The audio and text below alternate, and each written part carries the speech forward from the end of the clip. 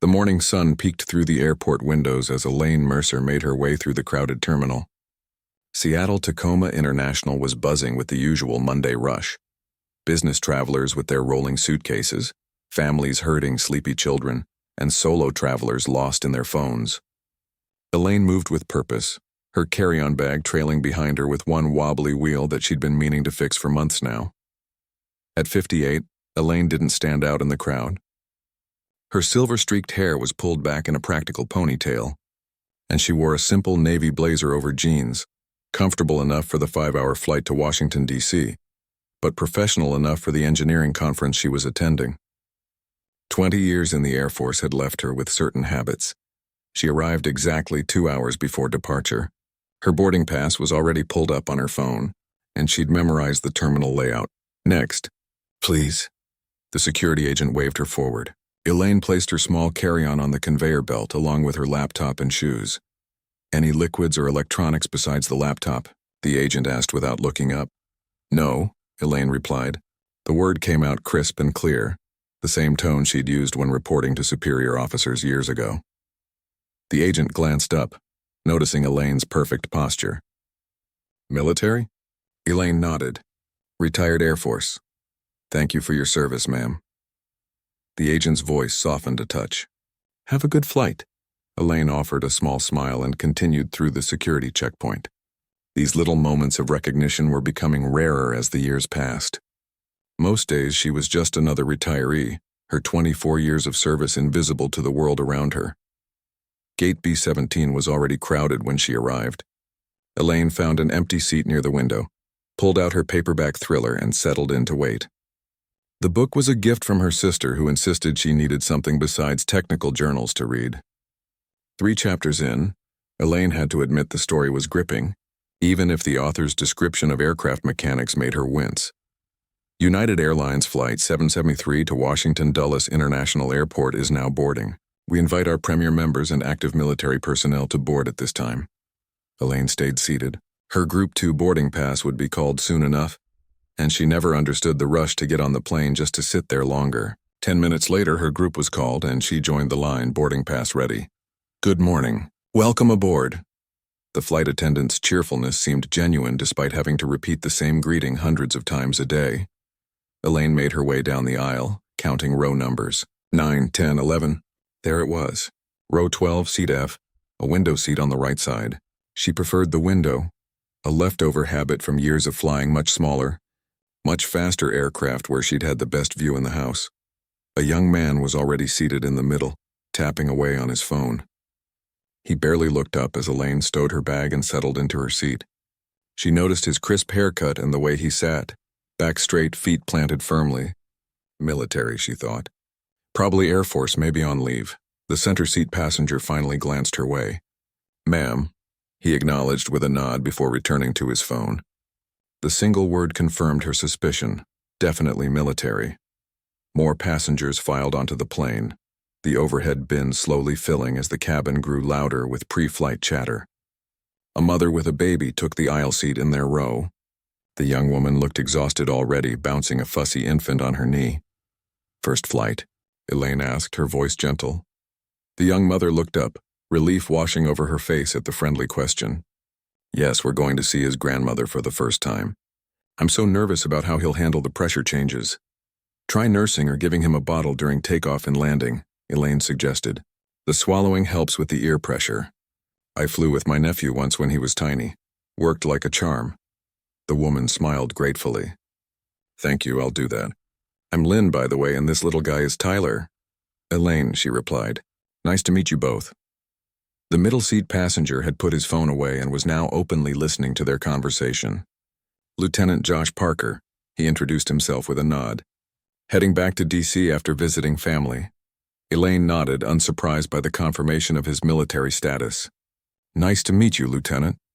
The usual announcements began as the flight attendants demonstrated safety procedures that most passengers ignored. Elaine watched attentively out of habit. Some training never left you. Lieutenant Parker did the same, she noticed.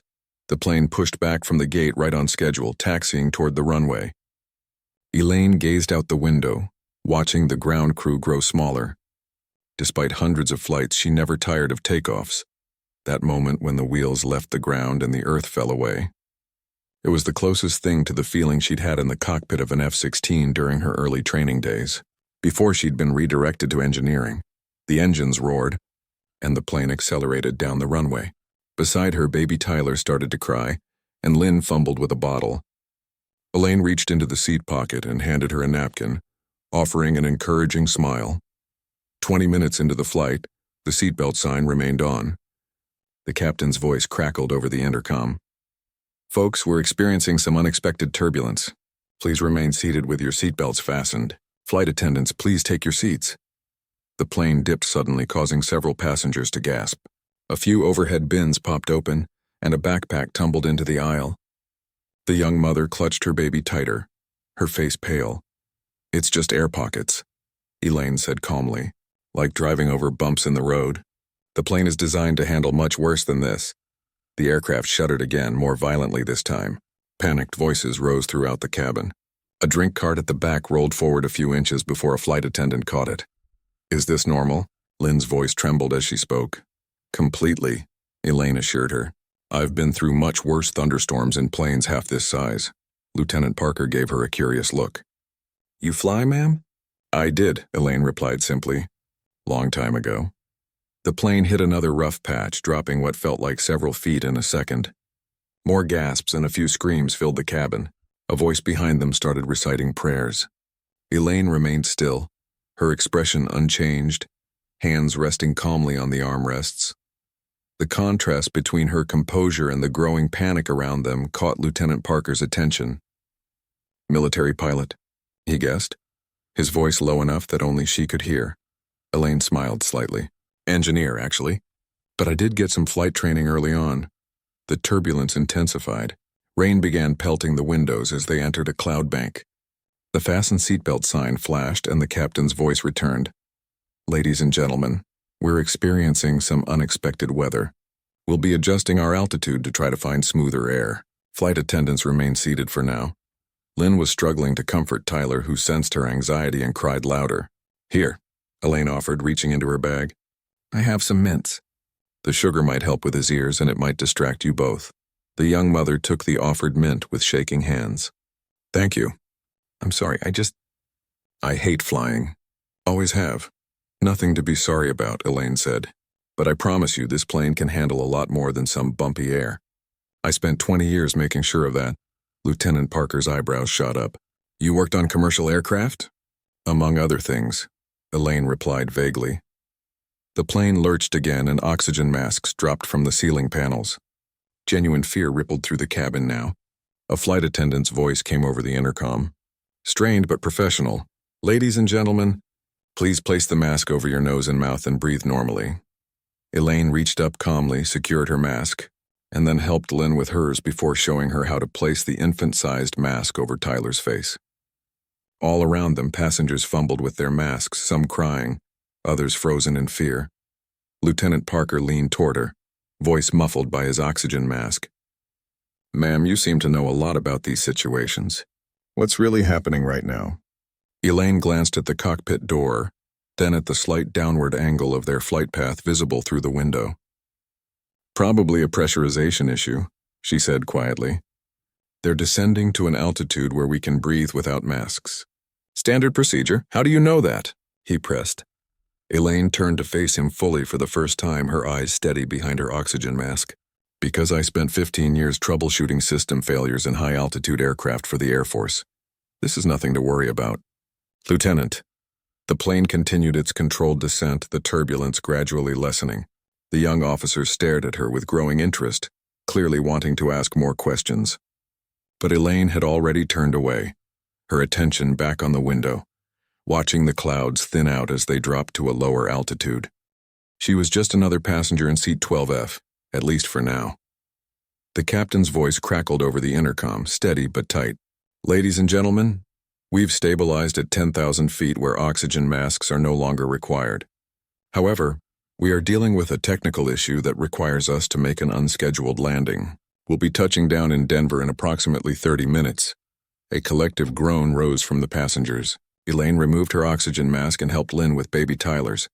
The infant had fallen asleep, exhausted from crying. Denver? Lieutenant Parker muttered. That's going to mess up everyone's connections. Elaine shrugged. Better than the alternatives. The lieutenant studied her with growing curiosity. You seem to know a lot about aircraft emergencies for an engineer. When systems fail at 35,000 feet, engineers need to understand exactly what happens, Elaine replied. Otherwise, how can we fix them? A flight attendant hurried down the aisle, stopping at their row. Is everyone all right here? Her professional smile couldn't hide the worry in her eyes. We're fine, Elaine assured her. The baby's asleep, thankfully. The flight attendant nodded, then lowered her voice. The captain asked if there are any passengers with aviation or mechanical expertise on board. One of the co-pilots mentioned you might have some background. Lieutenant Parker pointed at Elaine. She's your person. Elaine shot him a look. I'm retired. Ma'am, please, the flight attendant insisted. The captain would appreciate a word. With a sigh, Elaine unbuckled her seatbelt. I doubt I'll be much help, but I'll talk to them. As she stood, the lieutenant whispered, What's your name? Your full name? Mercer, she replied quietly. Elaine Mercer. Recognition flickered across his face, but Elaine was already moving toward the cockpit, following the flight attendant. The cockpit door opened just enough for Elaine to slip inside. Two pilots turned to look at her, their faces tight with stress. This is the passenger I mentioned, the flight attendant said before retreating and closing the door. The captain, a man in his 50s with salt and pepper hair, nodded at Elaine. I'm Captain Wilson. You have aviation experience? I was an aerospace engineer with the Air Force, Elaine explained. Specialized in high-altitude aircraft systems. What's the issue? The co-pilot, younger with round glasses, glanced at his instruments. We've got a slow bleed in the pressurization system. We can't pinpoint the source. Elaine leaned over, scanning the instruments. Mind if I look at your diagnostic readings? The captain gestured to the screen. Be my guest. Her fingers moved quickly across the display, pulling up system reports. 20 years of experience hadn't faded from her muscle memory. When did you first notice the pressure drop? About 15 minutes after takeoff, the co-pilot replied. It was gradual at first, then accelerated. Elaine nodded, studying the numbers. Your aft pressure valve is showing inconsistent readings. See these fluctuations? It's not a total failure, more like a sticking valve that's occasionally releasing too much pressure. The pilots exchanged looks. Can we get to Denver? Captain Wilson asked. At this altitude, definitely, Elaine confirmed. But I wouldn't attempt to regain normal cruising altitude with this issue. The captain seemed to relax slightly. That's our plan. Ground crew can handle it in Denver? Good call, Elaine said. Do you need anything else from me? No, thank you, Ms. Mercer. Elaine Mercer. The co-pilot's head snapped up, his eyes widening. Captain Elaine Mercer? From Project Thunderbird? Elaine winced. It had been years since anyone had mentioned that name. That was a long time ago. Ma'am, your work on the F-22 oxygen system saved lives, he said, his voice tinged with awe. I was in flight school when they implemented your fix. My instructor told us about you. Captain Wilson looked between them, confused. What's Project Thunderbird? The co-pilot started to explain, but Elaine cut him off gently. Ancient history now. I should get back to my seat before we start our descent. She slipped out of the cockpit before they could ask more questions, making her way back down the aisle. Passengers watched her pass, whispering among themselves. Word had spread that someone had been called to the cockpit, and in the tense atmosphere, it fueled speculation. When Elaine returned to seat 12F, Lieutenant Parker was waiting with barely contained excitement. Captain Mercer, he said, keeping his voice low. You're the Captain Mercer. Lynn looked between them, confused. What's going on? Are we going to be okay? We're fine, Elaine assured her. Just a minor issue. We'll be landing in Denver as a precaution. The lieutenant wasn't deterred. Ma'am, I've read about your work. The F-22 Raptor had that mysterious hypoxia problem. Pilots were blacking out mid-flight. They nearly grounded the entire fleet until you figured it out. Elaine fastened her seatbelt with deliberate focus. It was a team effort, Lieutenant, but they called you the Thunderbird, he pressed. The engineer who wouldn't give up when everyone else had. Baby Tyler stirred, and Elaine was grateful for the distraction. Looks like someone's waking up. Denver's at a high elevation. Make sure to help him swallow during descent, Lynn. The pressure change will be significant. Lynn nodded, still confused by the exchange but focused on her child. "Thank you. I still don't understand what's happening with the plane. Just a small issue with the pressurization system," Elaine explained. "Nothing serious enough to worry about. The pilots are being cautious, which is exactly what they should be doing." The lieutenant wasn't ready to drop the subject. "Captain Mercer, I'm stationed at Peterson Space Force Base near Colorado Springs. We have F-22s there. The pilots would be honored to meet you." Elaine shook her head. "I'm not that person anymore, Lieutenant. I'm just trying to get to a boring engineering conference in D.C. "With all due respect, ma'am," he said earnestly, "you'll never be just anything to the pilots who fly those planes." The overhead speaker announced their final descent into Denver. Elaine turned to the window, watching the Rocky Mountains come into view. She'd left that life behind 8 years ago after the budget cuts and the politics became too much. These days, she consulted occasionally on civilian projects, taught one class at the University of Washington, and tended to her garden. It was quieter, simpler. The aircraft banked gently, lining up with the runway. Passengers around them braced for landing, some still anxious from the earlier emergency. Elaine remained calm, her hands resting lightly on the armrests. "Why did they call you the Thunderbird?" Lynn asked suddenly, curiosity overcoming her shyness. Elaine smiled faintly. "It's just a nickname that stuck after a project I worked on." "She's being modest," Lieutenant Parker interjected. "The Thunderbird is a mythical bird that controls the upper world, including weather and air. Captain Mercer here mastered the air when no one else could." Elaine rolled her eyes. "It was a system malfunction, Lieutenant, not magic. And technically the F-22 is called the Raptor, not the Thunderbird. But your team was Project Thunderbird," he countered. "The emergency response team they assembled when pilots started losing consciousness mid-flight. You were the one who figured out it was a partial pressure failure in the oxygen system, combined with contaminants from the engine." Lynn's eyes widened. "You saved people's lives?" The plane's wheels touched down on the Denver runway before Elaine could respond. The aircraft shuddered as the pilots applied the brakes and reverse thrusters.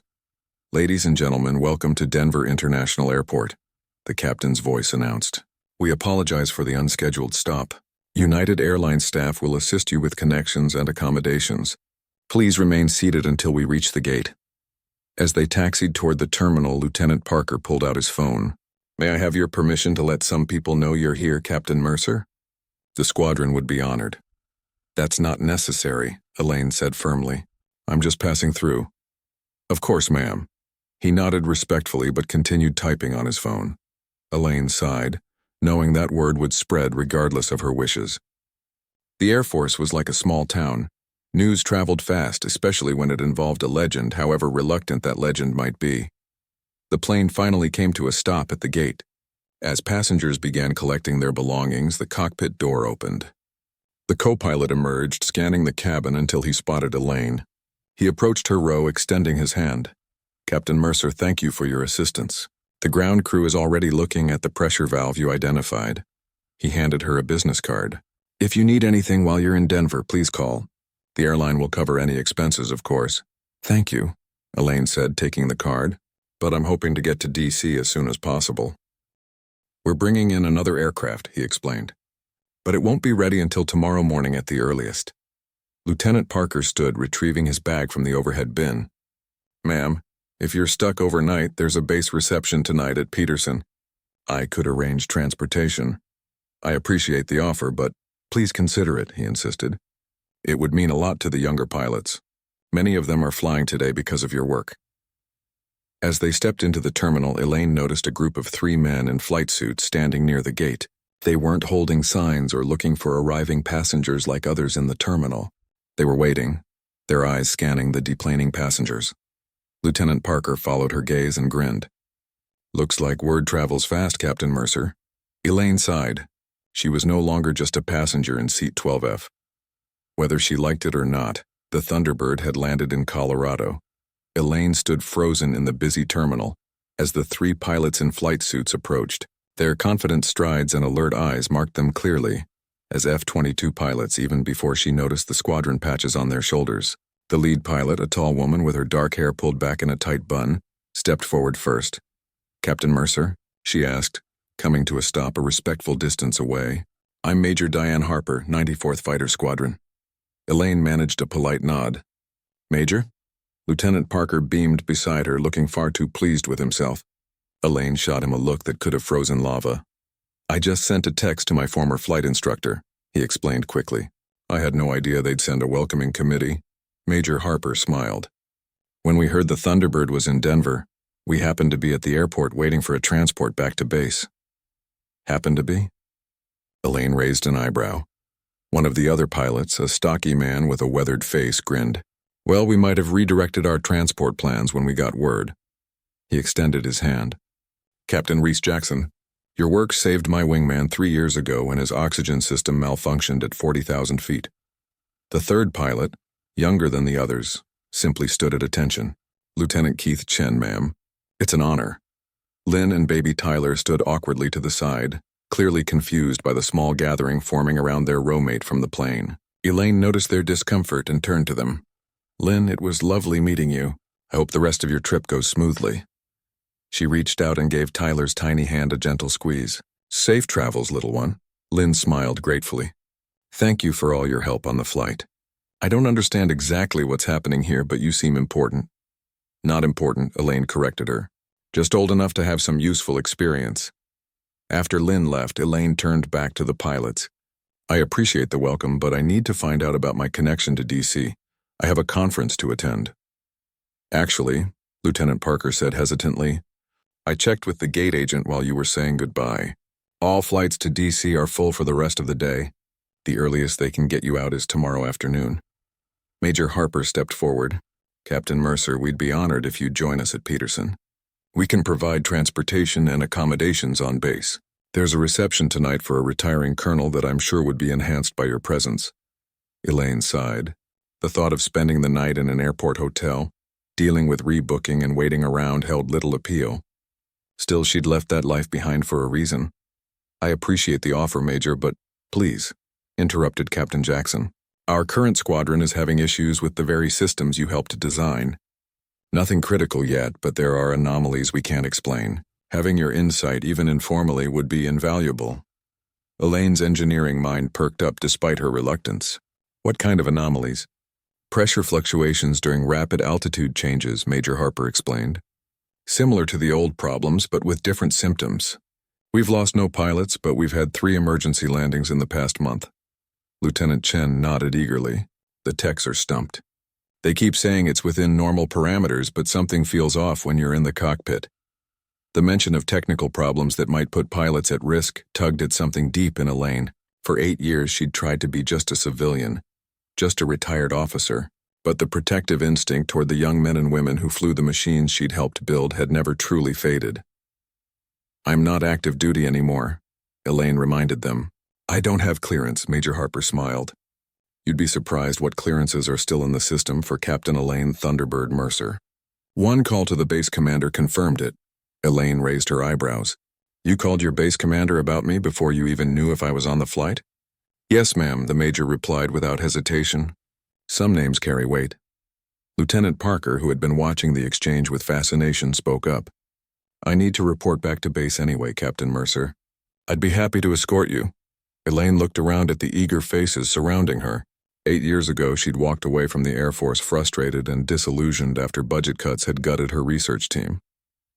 The higher-ups had declared the F-22 issues resolved enough, despite her protests that they'd only found a band-aid solution, not a cure.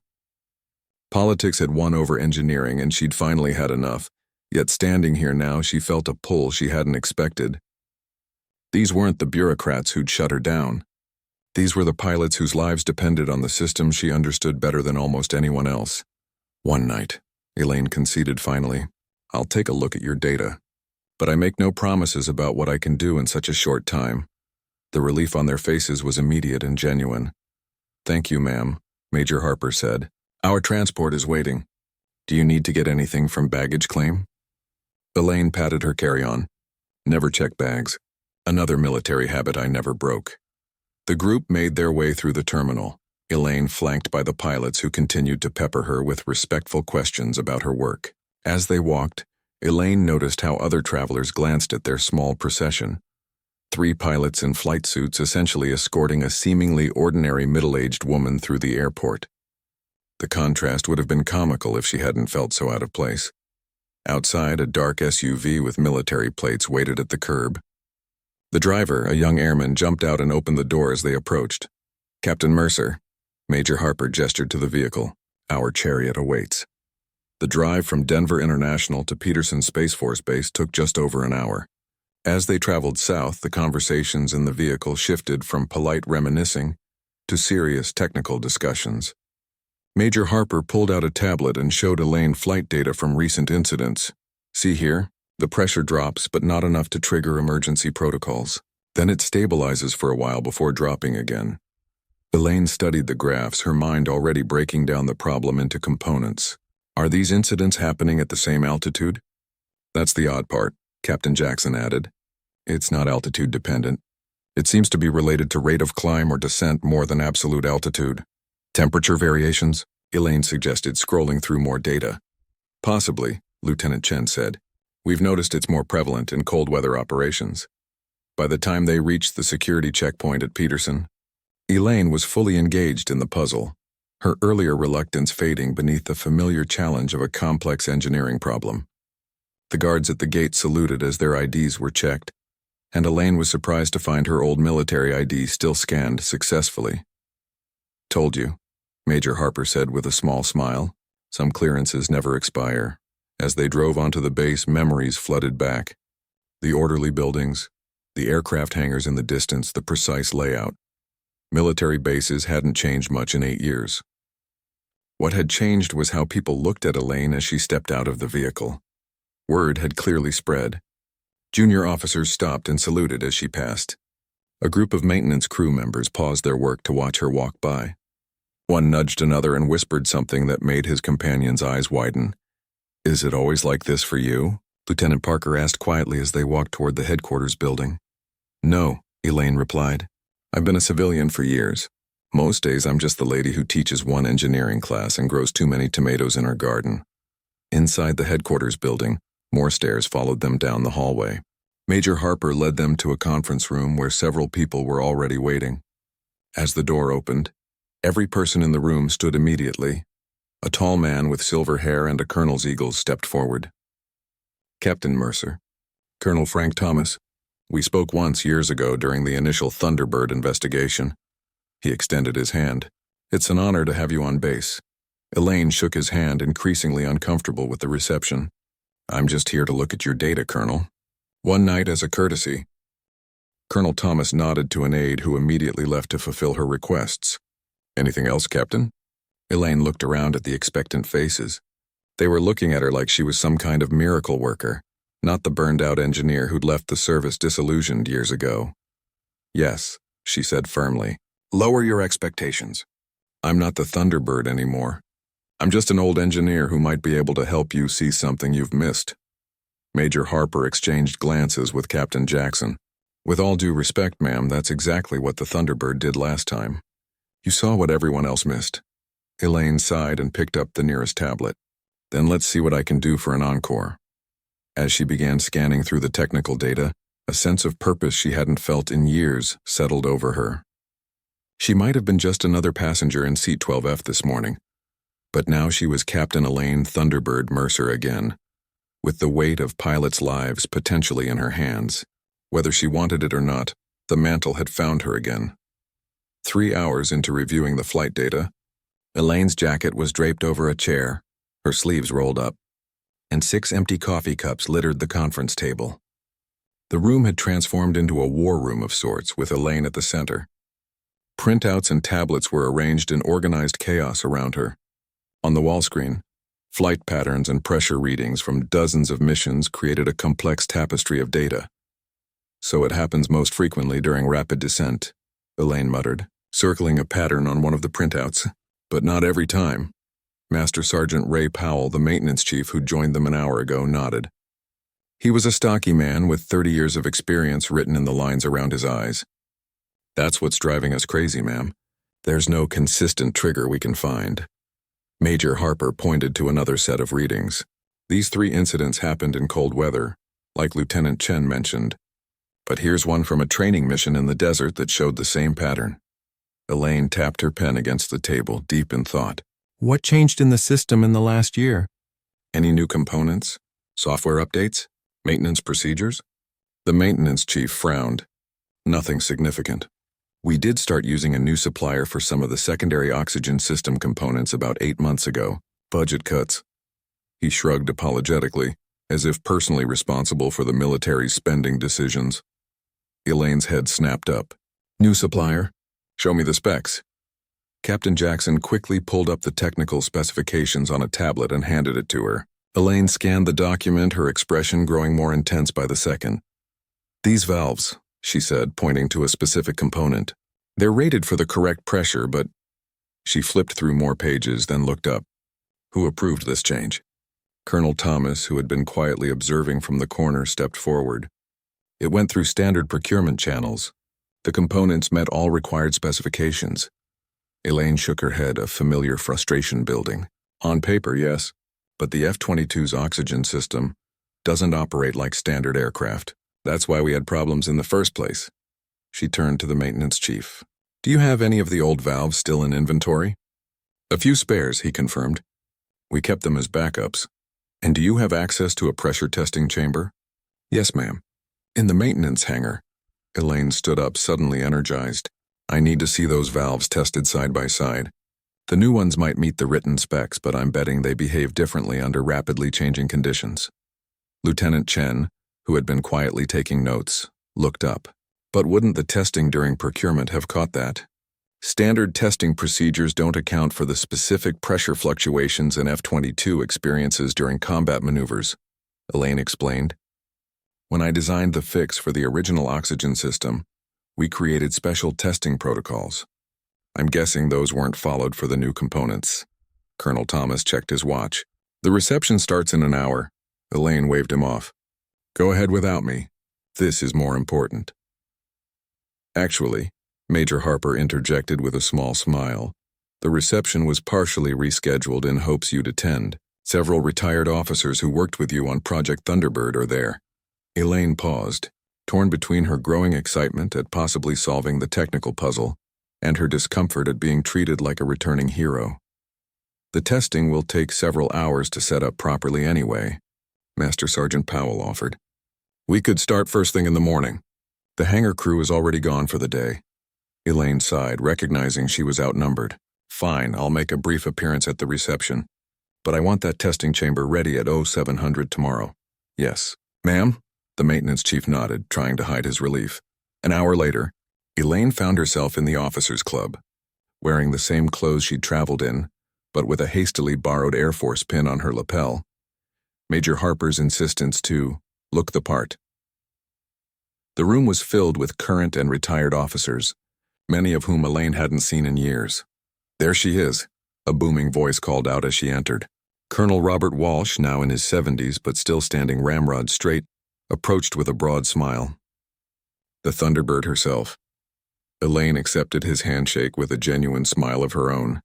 Unlike the younger officers who knew her only by reputation, Colonel Walsh had been her supervisor during the darkest days of the F-22 crisis.